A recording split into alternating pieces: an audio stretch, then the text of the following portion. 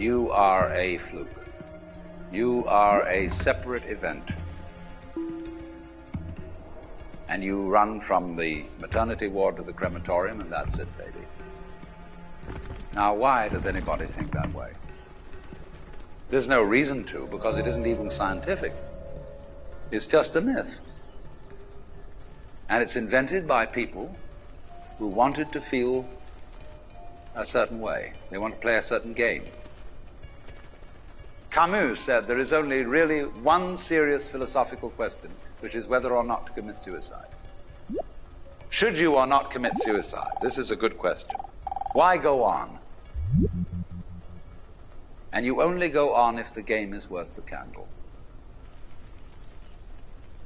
Now, the universe has been going on for an incredible long time. And so, really, a satisfactory theory of the universe has to be one that's worth betting on. That's it seems to me, absolutely elementary common sense. If you make a theory of the universe which isn't worth betting on, why bother? Just commit suicide. But if you want to go on playing the game, you've got to have an optimal theory for playing the game.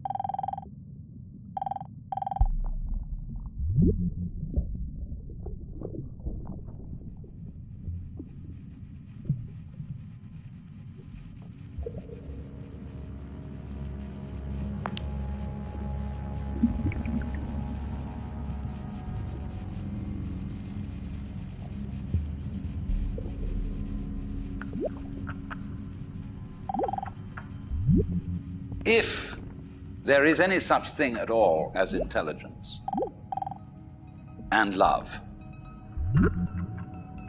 and beauty, well, you found it in other people. In other words, it exists in us as human beings.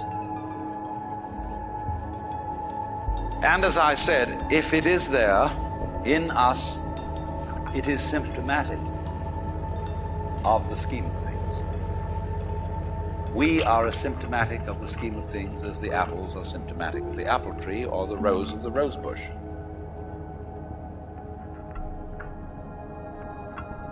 The earth is not a big rock infested with living organisms, any more than your skeleton is bones infested with cells.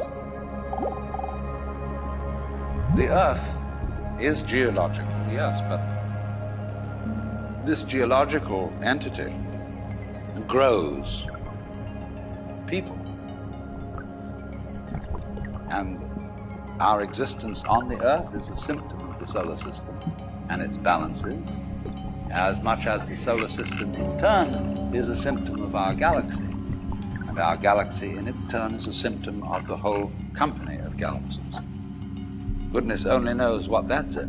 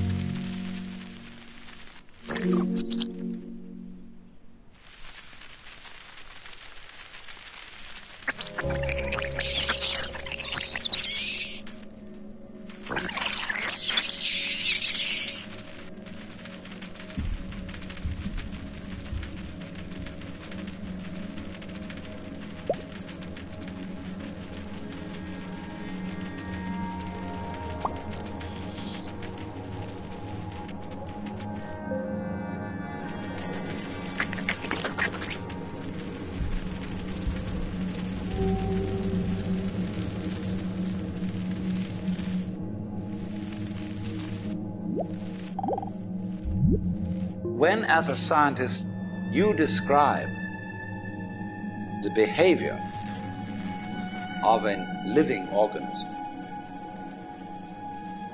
you try to say what a person does.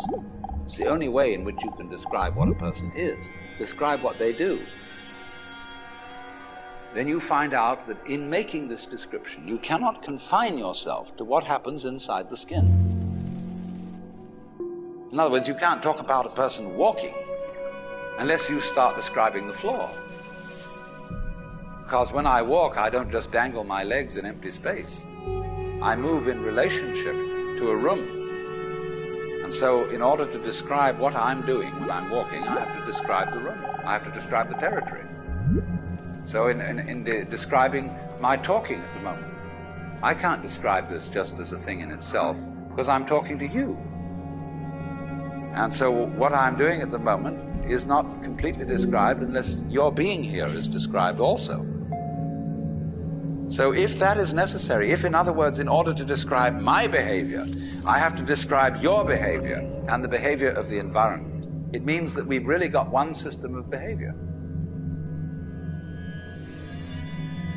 That what I am involves what you are. I don't know who I am unless I know who you are. And you don't know who you are unless you know who I am. In other words, we're not separate. We define each other. We're all backs and fronts to each other. We and our environment, and all of us and each other, are interdependent systems. We know who we are in terms of other people. We all lock together. And this is, again and again, the serious scientific description of how things happen. And any good scientist knows that what you call the external world is as much you as your own body.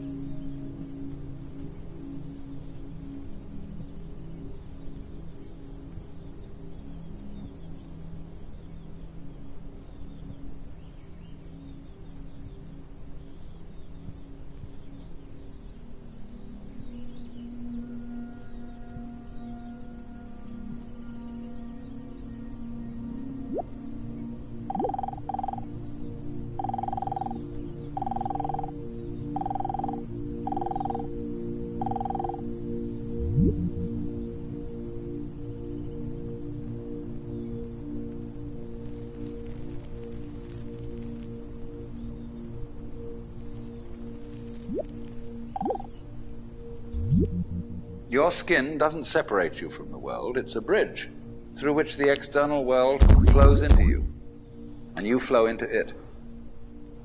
Just, for example, as a whirlpool in water, you could say, because you have a skin, you have a definite shape, you have a definite form. The whirlpool is a definite form, but no water stays put in it. The whirlpool is something the stream is doing. And exactly the same way, the whole universe is doing each one of us. And I see you today, and I recognize you tomorrow, just as I would recognize a whirlpool in a stream. I'd say, oh yes, I've seen that whirlpool before. It's just near so-and-so's house on the edge of the river, and it's always there. So in the same way, when I meet you tomorrow, I recognize you. You're the same whirlpool you were yesterday. But you're moving. The whole world is moving through you. All the cosmic rays, all the food you're eating, the stream of steaks and milk and eggs and everything is just flowing right through you. When you're wiggling the same way, the world is wiggling, the stream is wiggling you.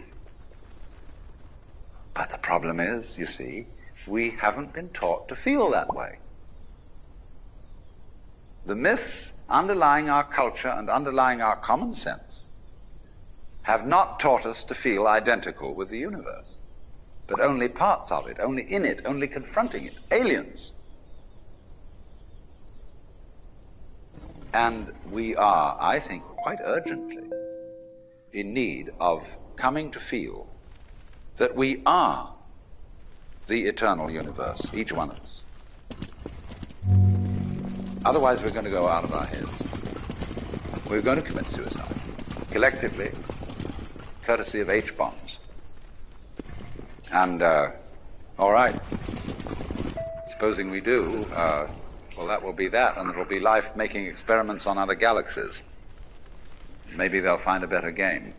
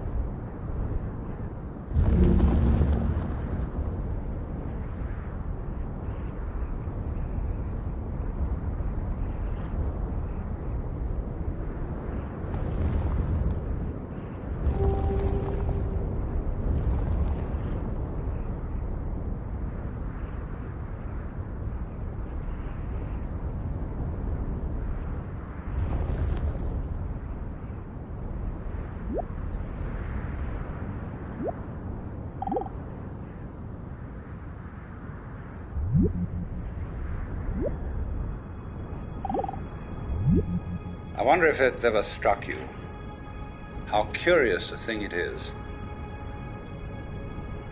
that most of the things that we experience we regard as things that happen to us, which we ourselves do not originate, which are events expressing some sort of power or activity that is external to ourselves. And if you consider that, you realize that what you mean by yourself is rather narrowly circumscribed. Even events that go on in our own bodies are put in the category of things that happen to us in the same way as things that go on in the world outside our skins. If there's a thunderstorm or an earthquake, well, it happens to you. You're not responsible for it. But so in the same way, when you have hiccups, you didn't plan on it. If you have belly rumbles, you had no intention of doing it. And as to the catastrophic act of getting born, well, you had nothing to do with that. And you can spend all your life blaming your parents for putting you in the situation in which you find yourself. And this way of looking at the world in this sort of passive mood as something that happens to you, goes right down to our general feeling about life. It goes down to the way in which we have been accustomed to look at human existence as a precarious event in a cosmos that, on the whole, is depicted as being completely unsympathetic and alien to our existence.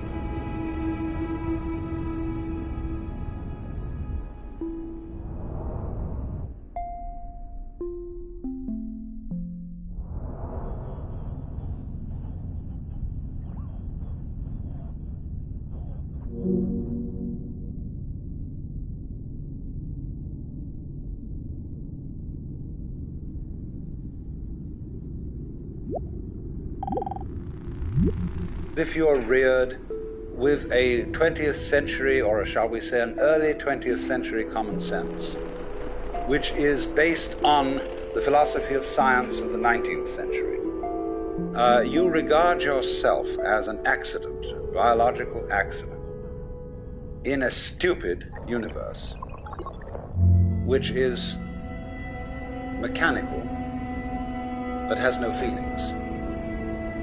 A vast pointless gyration of radioactive rocks and gas in which you happen to occur. Of course, if you don't have that point of view and you are more traditional, you look upon yourself as a child of God, and therefore under authority. In other words, there's a big boss on top of all this. And you better watch your P's and Q's, because that Almighty is looking after you, with the attitude of this is going to hurt me more than it's going to hurt you. And when you look at the world in that image, or in the other image that it's a stupid mechanism, either point of view you take, you don't really belong.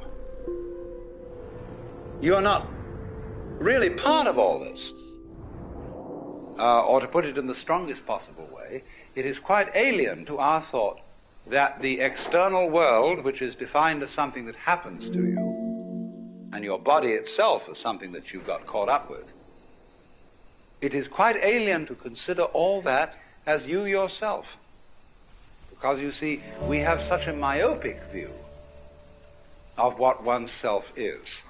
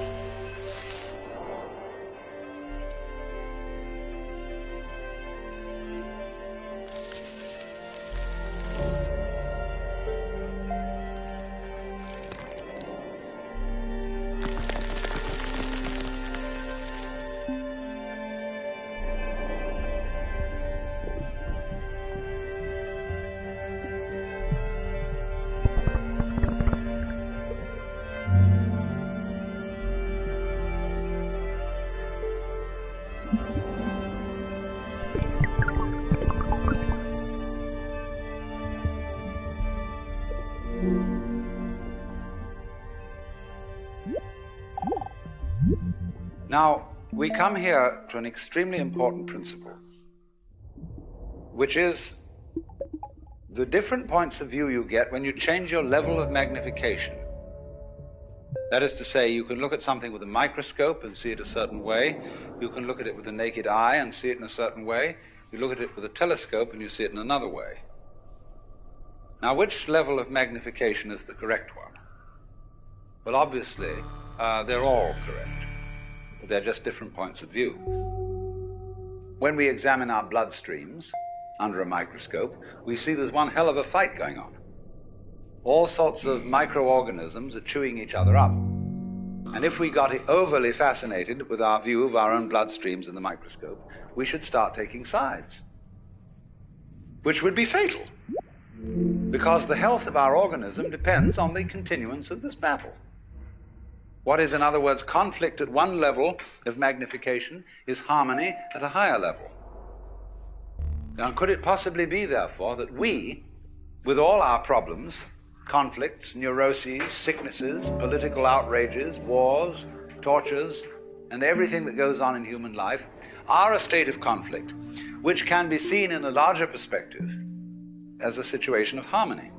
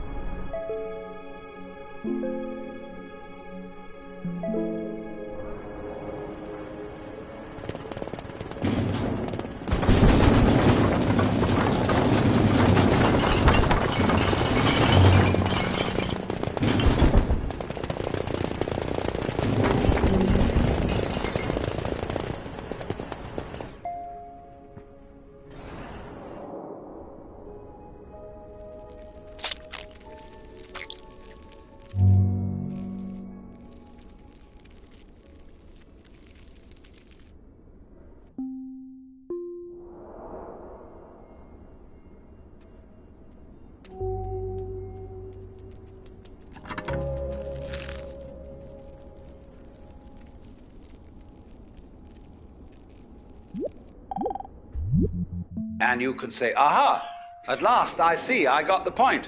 I've seen how all this makes sense. But what this insight depended upon was your overcoming the illusion that space separates things. That is to say, the space, the interval between your body and mine. The interval created by birth at one end and death at the other. And then after somebody's death, then somebody else's birth. These are events with intervals between them. And normally we regard these intervals in time and these intervals in space as having no importance, no function. We tend to see the universe itself as really consisting in all the stars and galaxies. That's what it is. That's what we notice. But the space in which all this happens is sort of written off as something that isn't really there. But what one has to realize is that the space is an essential function of the things in the space.